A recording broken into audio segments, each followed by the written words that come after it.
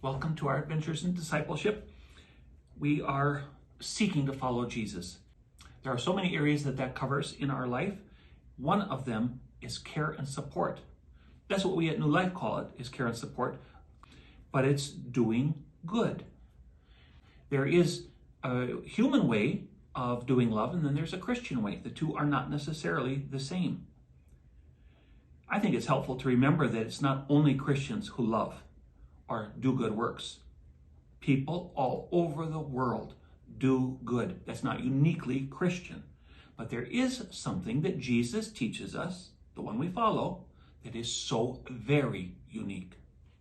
Let's turn there to Matthew chapter 5, verses 43 to 48, and see what Jesus has to teach us about care and support, those things that are unique to him in all the world. I'll read it out for you. You have heard that it was said, Jesus said, you shall love your neighbor and hate your enemy. But I say to you, love your enemies, bless those who curse you, and do good to those who hate you, and pray for those who spitefully use you and persecute you, so that you may be sons of your Father in heaven. For he makes the sun to rise on the evil and on the good, and sends rain on the just and on the unjust. For if you love those who love you, what reward do you have? Do not even the tax collectors do the same? And if you greet your brothers only, what do you do more than any other? Do not even the nations do so? Therefore, you shall be perfect, just as your Father in heaven is perfect. I hope you heard in that what's unique to Jesus.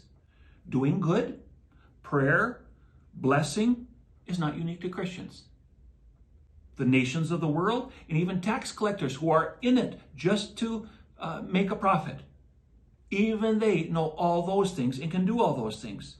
But what is unique to Jesus' followers is to love those who hate you, to do good, to care, and have concern fill you with those who spitefully use you. That's the difference. So let's take a close look at verse 46, where it speaks of the tax collector.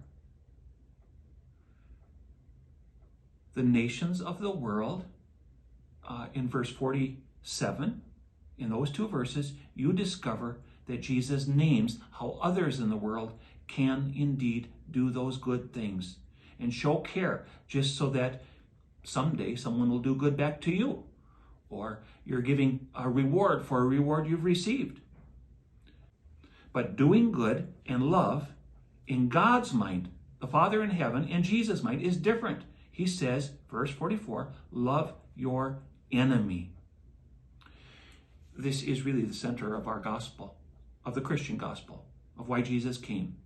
Justification of the ungodly. That's Romans chapter 5, 6. That while we were enemies of God, Romans chapter 5, 10, Jesus died for us and gave himself for us. This is the love of God. He didn't love us because he finds in something in us that's lovely. He loves us out of pure grace. And because he loves us, we're changed. We're made into something different. Love to the loveless shown, that they might lovely be. So we have care and we support those who don't deserve it. No wonder then in the Christian church, and it's unique to Christianity, the power of love, of doing good, of care and support that has been for the orphan and for the widow, of those who don't have it, that our attention gets drawn to not those who deserve it or those who have it and can give something back, but God's concern has been for the widow and the orphan. But Jesus' word goes even farther, to those who don't deserve it at all because they've been hateful, that we can give care, that we can give care and support to them. I hope this message has challenged you to be a disciple, to have an adventure in discipleship, and that you seek to give care and support to someone along the way and to bring them along the way